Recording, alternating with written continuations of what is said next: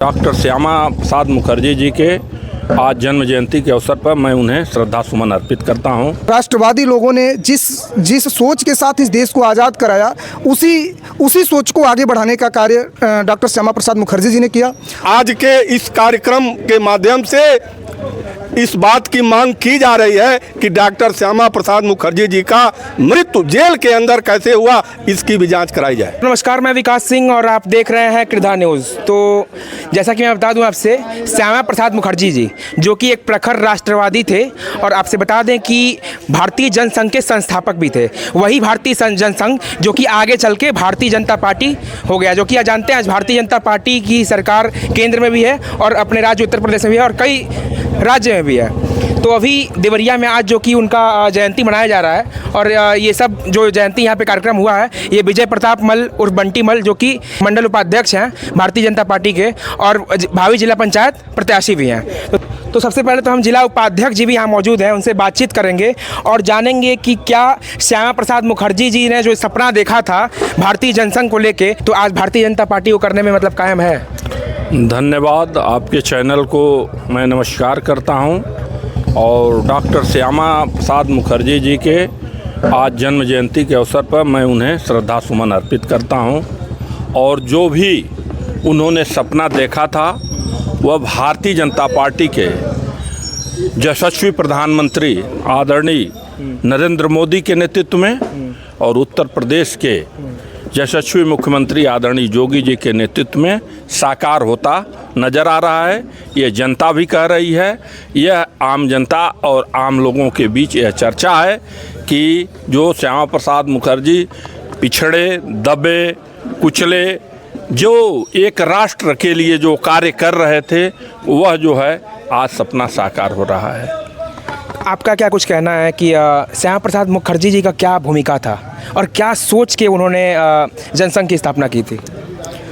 जनसंघ की स्थापना डॉक्टर श्यामा प्रसाद मुखर्जी जी के नेतृत्व में जिन परिस्थितियों में हुई, निश्चित रूप से उस समय की तत्कालीन सरकार की नीतियों से संतुष्ट नहीं थे और उनको लगा कि जो नीतियां हैं उस हिसाब से ये राष्ट्र और इस राष्ट्र की सांस्कृतिक विरासत प्रभावित होगी और आगे चल के देश एक नहीं रह पाएगा।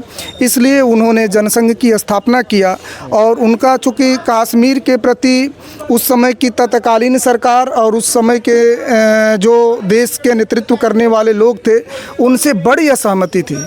उन्होंने एक देश में दो निशान दो विधान दो प्रधान नहीं चलेगा और पहली बार आज़ाद भारत के बाद चूँकि जब भारत गुलाम था तो राष्ट्रवादी लोगों ने जिस सोच के साथ इस देश को आज़ाद कराया उसी सोच को आगे बढ़ाने का कार्य डॉक्टर श्यामा प्रसाद मुखर्जी जी ने किया और उन्होंने बताया कि देश अभी गुलाम था, परतंत्र था और उन दिनों की जो भयावह स्थितियां थी वह आगे न पैदा हों, इसलिए देश में उन्होंने राष्ट्रवाद का अलग जगाया और प्रत्येक देश के नागरिकों से उस समय आह्वान किया कि आप तभी सुरक्षित रहेंगे जब आपके अंदर राष्ट्रवाद रहेगा।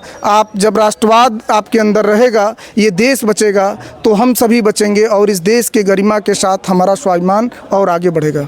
श्यामा प्रसाद मुखर्जी जी उस समय मतलब MLC बने थे बंगाल से एक सीट से।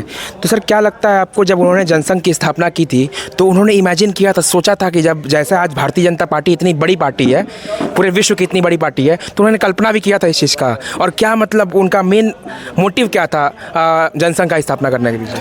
कांग्रेस में ही थे डॉक्टर श्यामा प्रसाद मुखर्जी जी भी और सरकार में भी मंत्री थे, लेकिन सरकार की नीतियों से ये प्रभावित नहीं हुए। कांग्रेस की नीतियों का इन्होंने विरोध किया और वहीं पे जा कर के ये 21 अक्टूबर 1951 को जनसंघ की स्थापना की। जनसंघ का अर्थ ये होता है जनता का संघ। जनता क्या चाहती है और सरकार क्या कर रही है, इन दोनों में क्या अंतर है, उस अंतर को मिटाने के लिए डॉक्टर श्यामा प्रसाद मुखर्जी जी ने कांग्रेस की नीतियों का विरोध किया और जनसंघ की स्थापना की और कहा कि एक देश में दो विधान, दो निशान, दो प्रधान नहीं रहेगा। और इसी बात को लेकर के उन्होंने कहा कि मैं बिना परमिट का, जम्मू कश्मीर एक ऐसा देश के अंदर प्रदेश था जो बिना परमिट का भारत का कोई भी नागरिक नहीं जा सकता था। उन्होंने कहा कि नहीं, मैं इस नियम को तोड़ूंगा, बिना परमिट का मैं जम्मू कश्मीर जाऊंगा। उन्होंने चल दिया, जाकर के गिरफ्तार हुए और गिरफ्तार होने के बाद उनका जेल के अंदर से वह 23 जून 1953 को भोर में 4 बजे यह सूचना आया कि डॉक्टर श्यामा प्रसाद मुखर्जी नहीं रहे। क्या हुआ, कैसे उनकी मृत्यु हुई, उसका आज तक पता नहीं चला। अब ये हमारे यशस्वी प्रधानमंत्री नरेंद्र दामोदर दास मोदी जी जो हैं, हम लोग भी इस बात की मांग कर रहे हैं कि यह जांच कराया जाए कि उनकी मृत्यु कैसे हुई। ये तो इसका खुलासा किया जाए। ये आज के इस कार्यक्रम के माध्यम से इस बात की मांग की जा रही है कि डॉक्टर श्यामा प्रसाद मुखर्जी जी का मृत्यु जेल के अंदर कैसे हुआ, इसकी भी जांच कराई जाए।